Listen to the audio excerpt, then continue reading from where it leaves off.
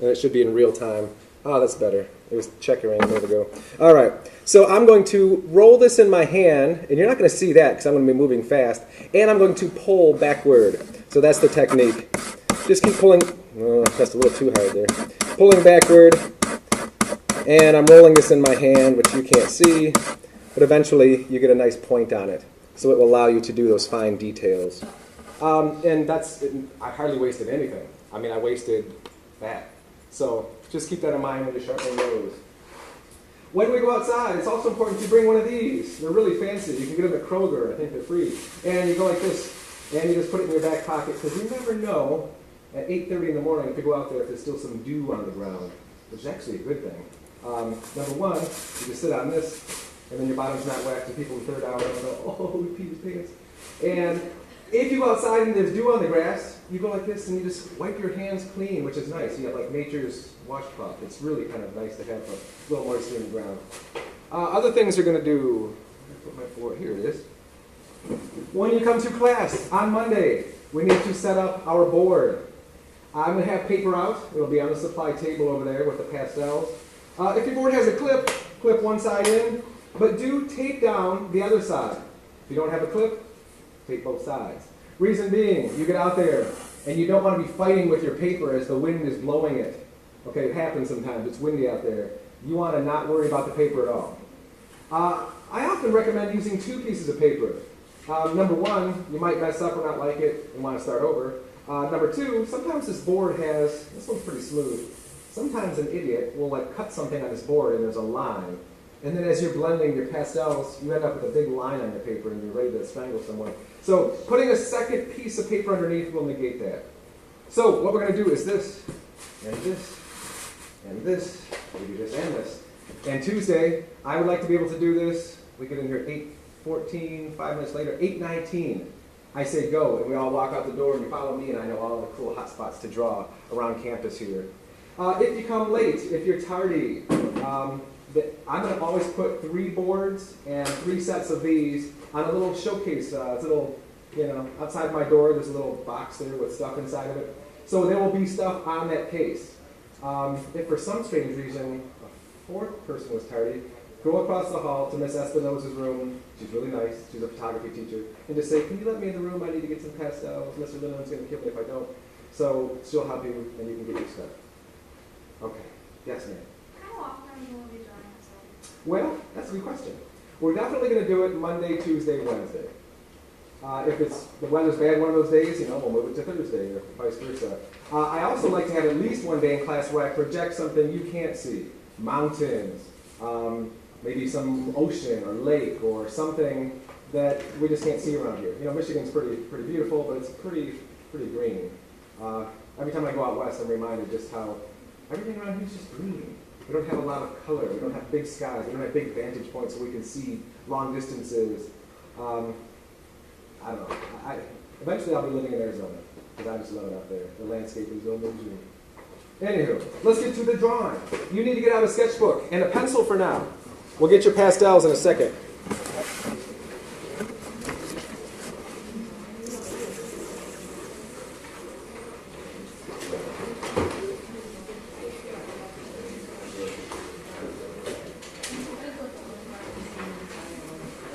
I would like you to write down what I write down, and that is this rule.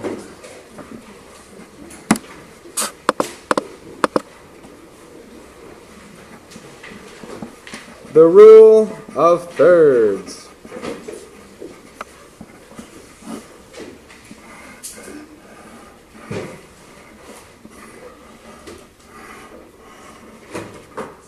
And I'd like you to draw both a vertical and horizontal little box.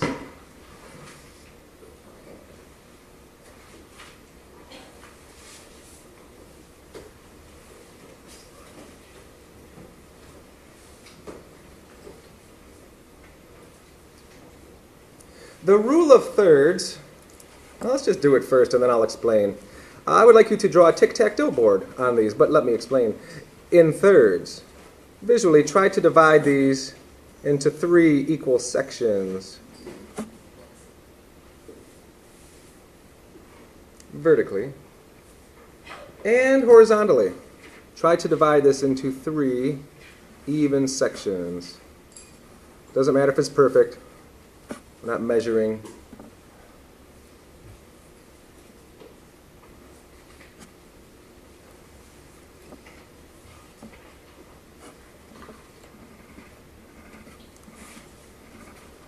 And where those lines intersect, I'd like you to draw some spots or dots.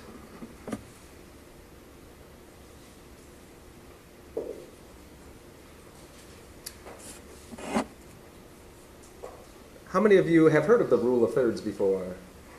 Okay, handful, that's good. So you tell me, what is the rule of thirds? Kind of hard to explain, isn't it? Let me try. If you've taken photography, you've surely come across the rule of thirds. In fact, most of you have a setting on your phone where you can bring up a grid. It probably says grid. I have it on my phone, which I left in the car, permanently, because when I go to take a photograph, I use the rule of thirds.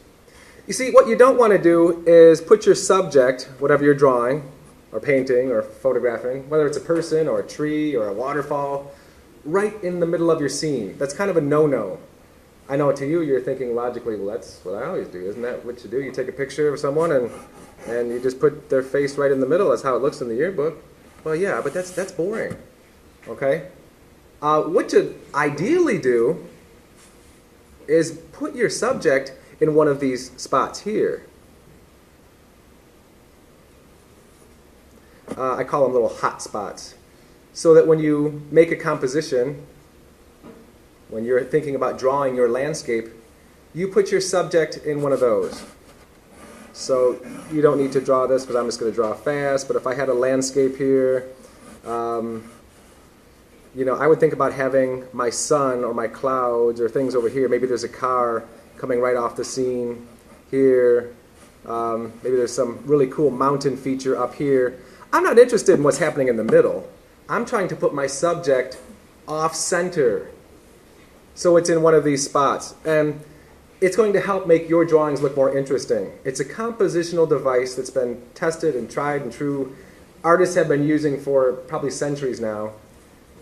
Where to put a subject in the middle kind of just shows, well, you're still in elementary school. You're just putting it right in the middle. That's boring. That's how people used to do it. That's how the Egyptians did it. You know, we want to move past that. We want people to move around the scene and look. So remember that when you start to draw, when you get outside, don't look at a tree and go, okay, tree goes in the middle.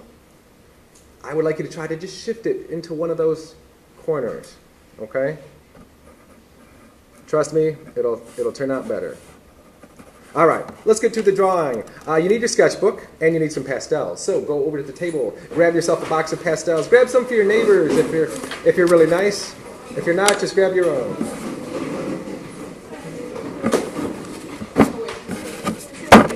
Yes. Yes, it's been noted. It's on my dirty chart. So that person gets a tongue lashing from me on Monday. It's in part because I didn't leave enough. My grandma bangs might be really quick. I'll be happy to do it.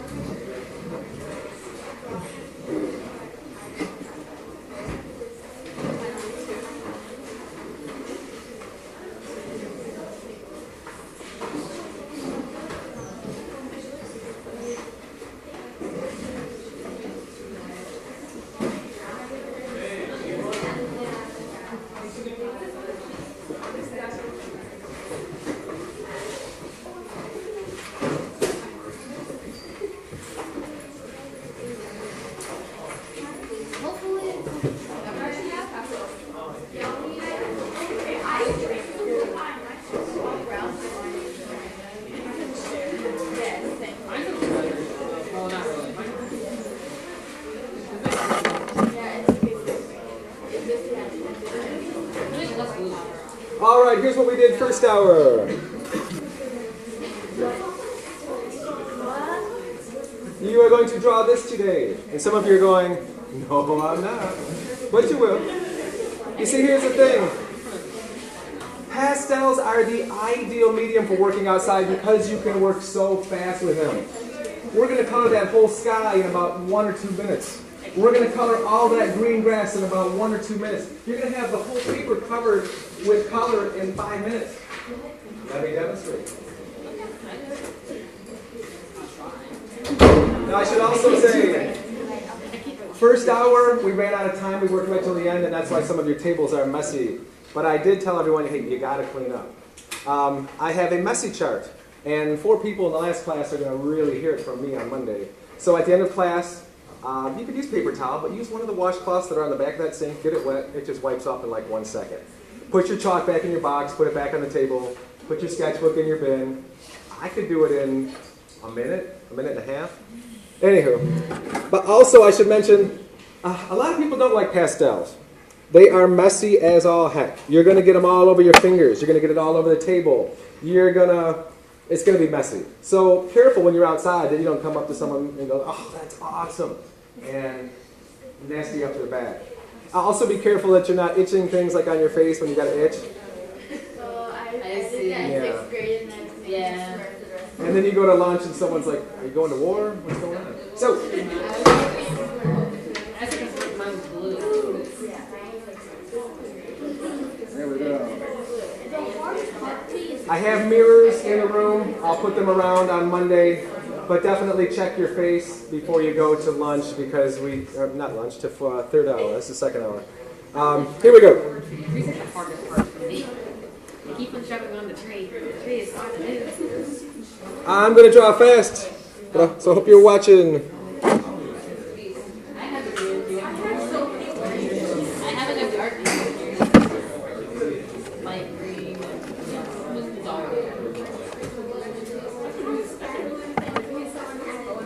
I have a sky blue right here. Whoa. Okay, I already got my hands. Yeah. I am too, but I'm getting my hands. Yeah, now we're looking at it. Can you see the picture? Nope, you're going to draw it with me. Folks, this is only going to work if you can hear my voice. You got to shut yours off. Listen up. First thing you want to do is grab as many blues as you have available and whites. I should also mention if you have whole ones, check this out. That's okay to do. I prefer these to be about this size. A lot of sets come this size. As soon as I get a set, I break all mine in half. So you're welcome to do that. So what I want to show you is this. I've got a dark blue. I've got a medium blue. I've got a baby blue. I've got a white. And I want you to watch and then do. Hope you're watching. Here we go.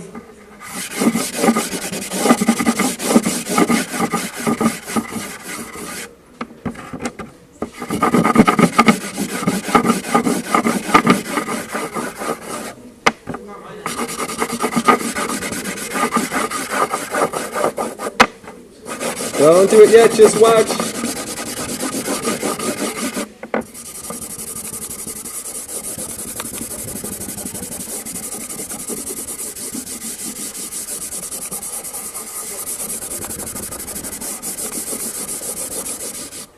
All right, my sky is done. Skies always go from dark to light, okay? I don't care if it's sunrise, sunset, or noon. When you go outside and you look up over your head, it's a rich, dark blue. When you go by the horizon, you're looking through a lot of dust. It's almost white by the horizon. Now, I did mine ultra fast just to make a point, but you might find some stripes or streaks in yours. You might want to add more material, more pastels, blend it more, go back in a few times. But take 2 minutes or less and try to throw a sky in the background. If you haven't been with us, you should know that we always work from back to front. So I want to get the background in first, and then we'll move forward.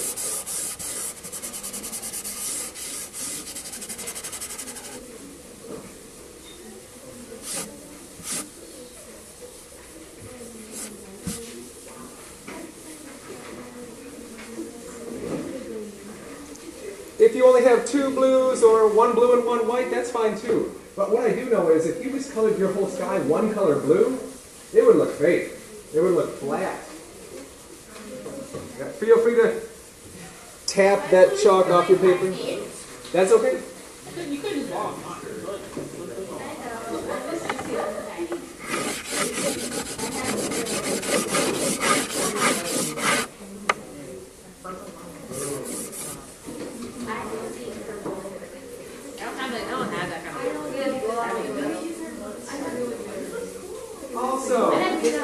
Sometimes when you go outside, it's not blue.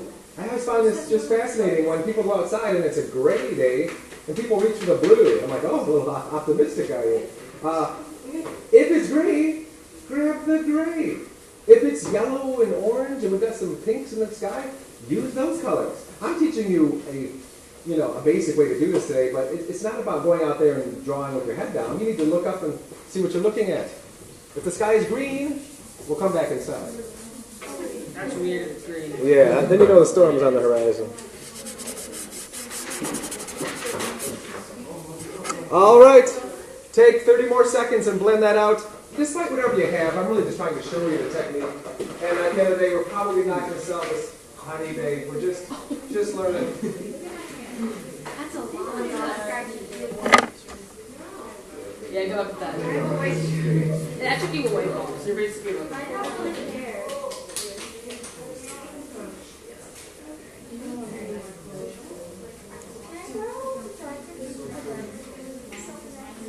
If you've got a lot of dust, tap it off your page. Just tap your sketchbook and try to keep it in a pile.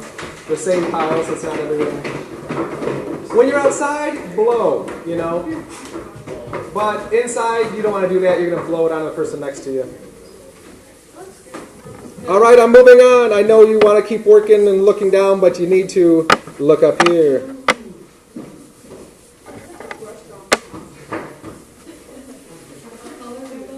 Well, let me explain.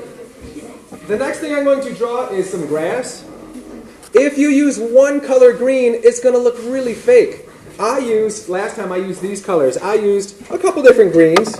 A yellow green like the chartreuse and just a darker green. I threw some yellow in there. I even threw a little blue in there. So watch real quick. Here we go. I just go this fast. Put some color in there. A few other different flavors. Maybe a little blue. And I'm going to blend this all together into one solid green. Having those different colors will make it look more realistic. One color green, like if you were in kindergarten, you just color the grass green, it would look really fake. But this has a lot of different flavors in there. It's going to bring it to life.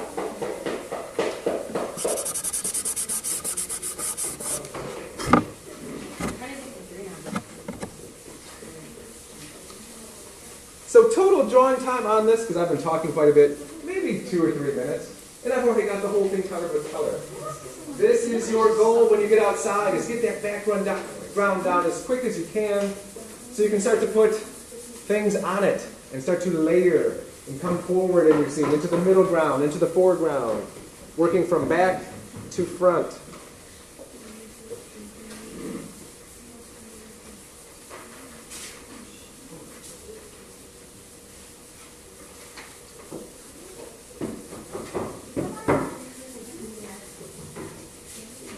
Hey, I like yours. Can I see yours really quick and just show an example? If you have some little splotchy like dashes and things like that, that's great. Leave those. You can blend it out smooth if you want, but grass has texture and imperfections, and there's hills and valleys and tufts of grass, so that's okay. Eventually we'll come in and put this texture in here, but let's mess with that later.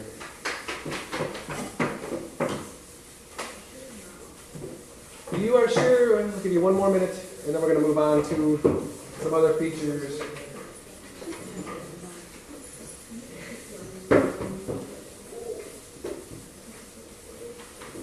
Sometimes you look at that grass and you'll see some kind of peachy colors or sandy, tan colors. Sometimes you see shadows where it looks kind of bluish green. Again, shadows are not black. I would think you probably never are going to reach for the black. If you're sitting under a tree, notice that the grass is dark green. Not black grass. That's weird. All right, I'm going to throw a few clouds in the sky. I've got one that's less than 1 inch here, and that's a good size. I couldn't do this with a big long stick and put it on its side. I'd have to draw really big clouds. So if you're still with me, might want to take a 10-second time out and take a look up here. Here we go. I'm first going to put just some clouds on the horizon here, as though they're off in the distance. Maybe I'll blend those in a little bit. I'm going to put some more clouds up here in the sky. When I make these, I'm going to have to press harder. To get it to stick on top, because I'm layering now, I'm going to have to press a little harder. So I'm just going to make these quite simple. Just to throw a few dots and dashes in here. Maybe there's a large one over here. Press hard to get it to stick. If you use the corner of your pastel, you can really let it kind of be more heavy. It'll build up a brighter white. So oftentimes I'll just draw with the corners of these to create some textures. Make my clouds look a little bit more fluffy. I'm not spending nearly as much time as I did in yesterday's demonstration with a pencil. I don't have the luxury of that pencil point and all that control. These things are soft and they're breaking and they're dusty and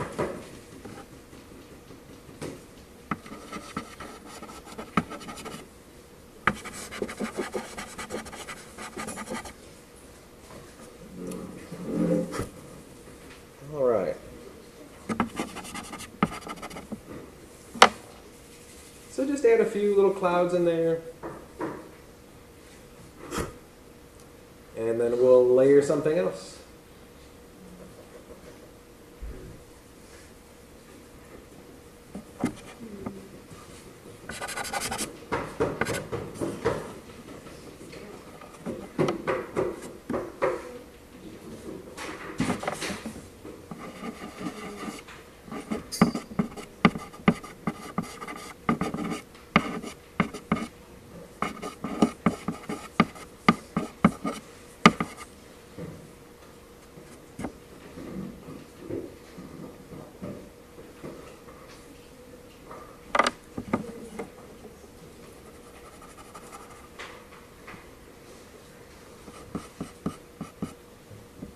One more tool I do have in my arsenal is this here. It's called a blending stump.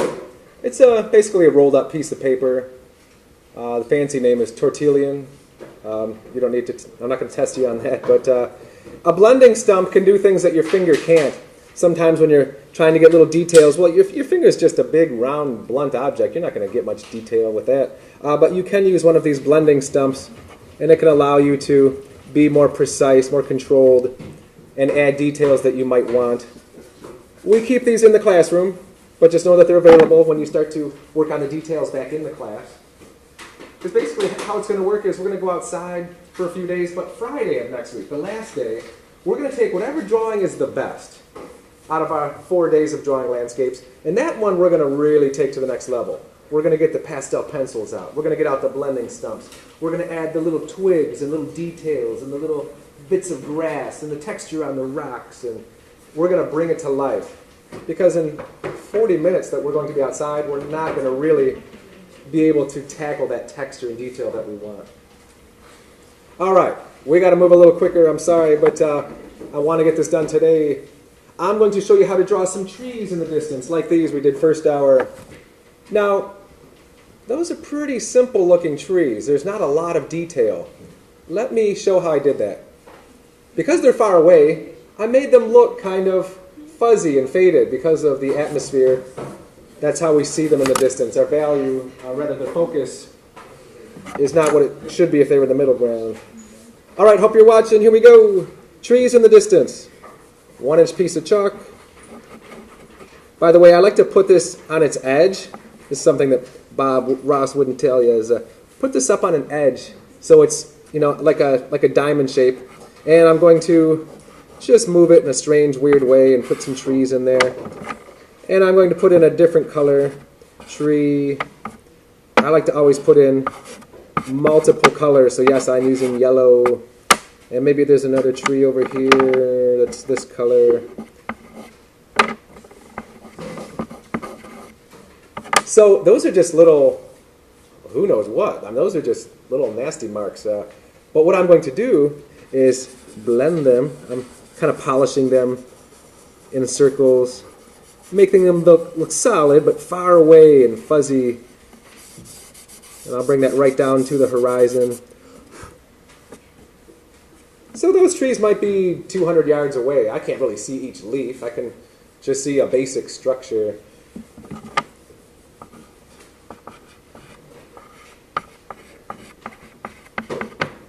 I'm throwing in a few more little dark areas to create the idea that there is some dimension there. They're not just flat.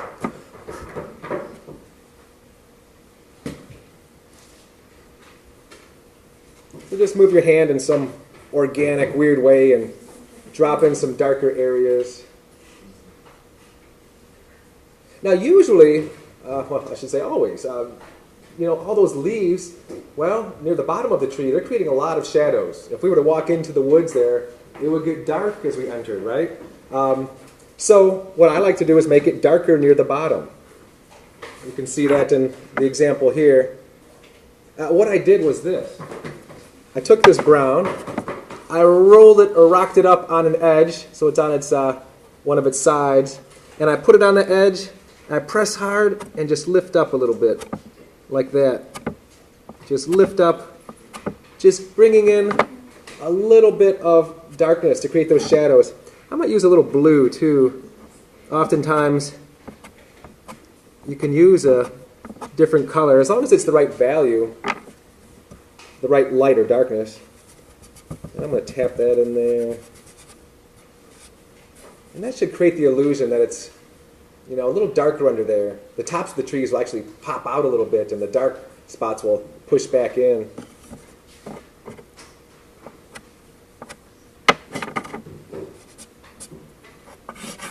I'm going back with the green just to clean up that line.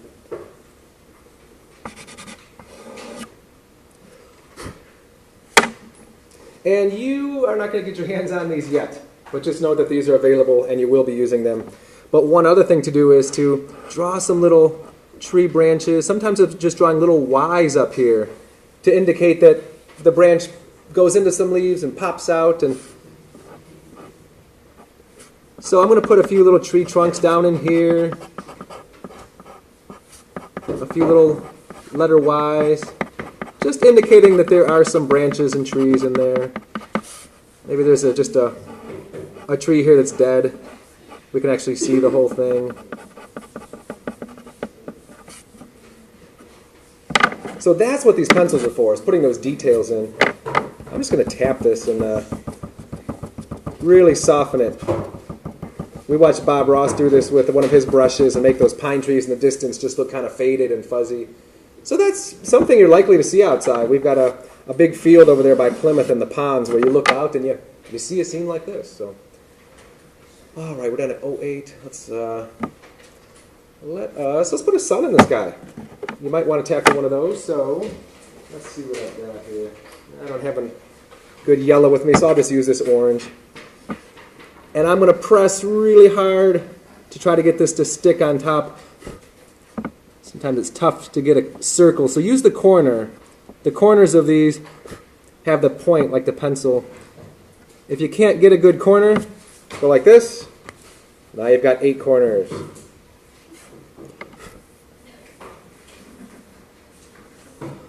This is more easily done with the pastel pencil too. You can do it that way. I'm actually going to blend this out a little bit to make my sun look like it's glowing, and then put that sun back in. Ooh. Now watch how much you're blending. If you're using a yellow in combination with the blue sky, you might end up with green sky. Be careful there. So notice, actually I had to do kind of something kind of in the middle, but I don't want that to be my subject. I'm trying to think about putting my sun and this cloud and things in ideal emphasis areas using our rule of thirds. So with that logic, I'm gonna put a rock down here. I'm gonna wait 30 seconds so you can catch up and watch me draw the world's fastest rock. I'm gonna try to do it in under a minute. Not that it's a race. You might take more time, but we don't have much time today.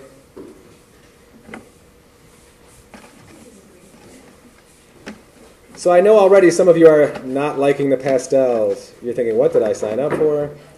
I get it. They are messy. You're going to have to get over it.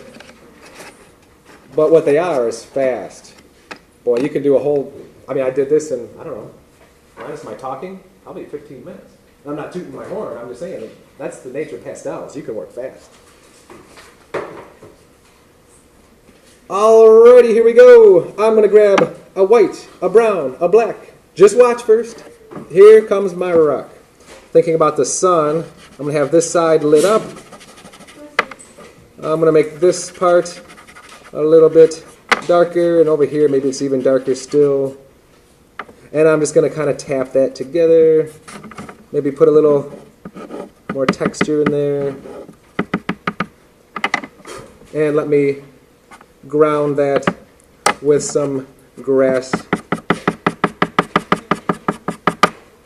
There's a rock.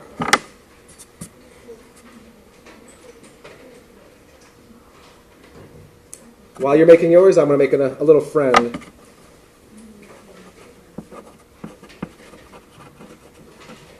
I'll make this one a slightly different shape.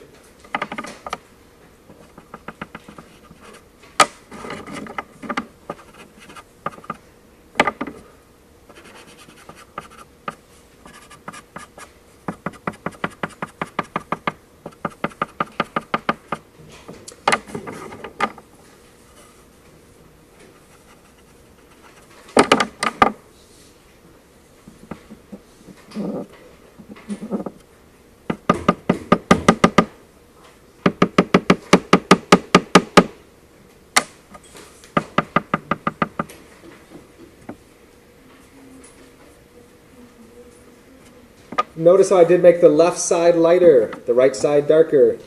And these are kind of really rough rocks. These are like the ones Bob Ross made. I'm just slapping some color in, thinking about light versus dark, thinking about making them horizontal because gravity usually pulls them that way, thinking about cast shadows. So I'm using all my knowledge to create a really basic, kind of rough-looking rock. So half of drawing landscapes is just understanding the natural world. Like, how do things work?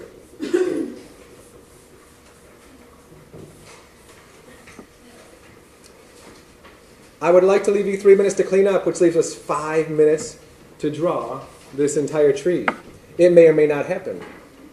But one thing I want you to know before I draw that tree is check this out. The tree trunk itself is lighter on one side and darker on the other. The bottom of my tree has more of these little dark leaves, and there's lighter, brighter ones up top. I did that by just taking the corner of my pastel and pounding it to make lots of little leaves. A little different technique than we used yesterday. And the grass was made by using both pastels and pastel pencils to bring in some texture. I'm not worried about that texture way back here because that's 100 yards away. So you can watch me or you can just go for it yourself. But I'm going to start just drawing a tree trunk here. Could you imagine starting with this tree and then trying to fill in the sky and the grass all around it? It just always work from back to front. We'll have a little branch coming up this way. Kind of blend that into the ground and put some grass in there. There's probably darker grass. There's shadows around here.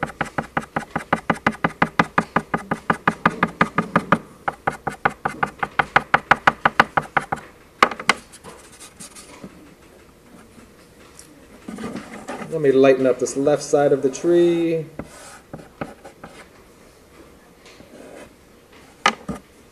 Darken this right side.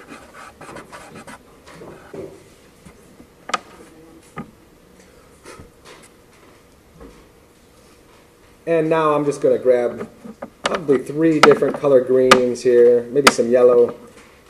And much like when I made the grass, I'm just going to find out where this tree lives. Here we go.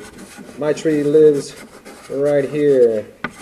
Moving my hand in really strange, organic ways. pressing hard to cover it up. Let's go in with another color. And another. And then I'm going to blend this all together so it's a bit more solid. So much like the grass, I'm just trying to put in, the basic values and colors first. Then I'll come back for the textures second. Just kind of establishing where that tree lives. Then we come back and put texture on top of it. Also, I put some of those browns in there, these little Ys.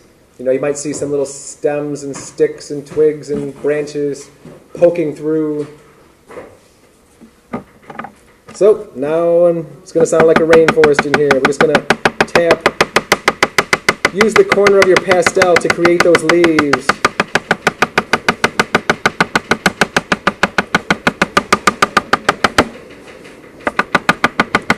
Think about clusters.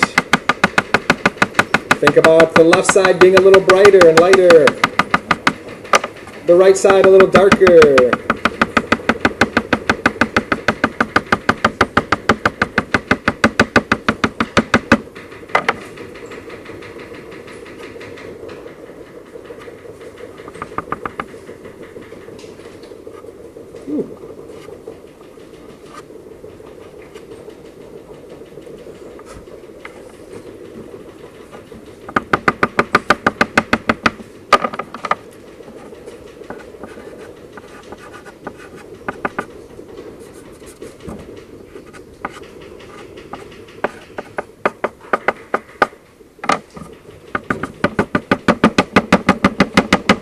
Again, I know for some of you, this was great and you're loving it and it worked, and for some of you, this is just a big hot mess. My hope is that you picked up some tricks, some techniques, some ideas, so that when you're outside on Monday, you don't sit in front of something like this and go, I don't even know where to go, I don't know what to do. Keep in mind, we will use pastels at least 2 days, maybe 3 days, and we do have an open media day if you want to bring in whatever. Or I've got watercolor, crayons, pencil, pen and ink, mascara, lipstick, whatever you want to use, that's what you'll draw with. At this point, I've given you about 4 minutes to clean up. If you wanted, I don't know where your next class is, but what I do know is pastels have to go in the box, back on the table. These go in your bins. You need to wipe your table, wash your hands. You need at least 2 minutes, so that's on you. But if you leave me a mess, you're going to hear it from me.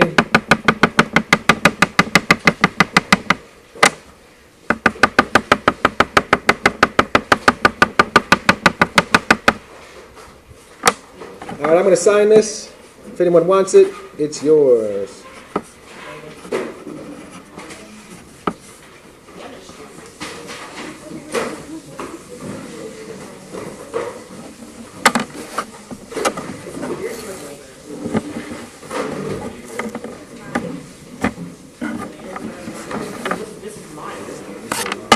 Yes.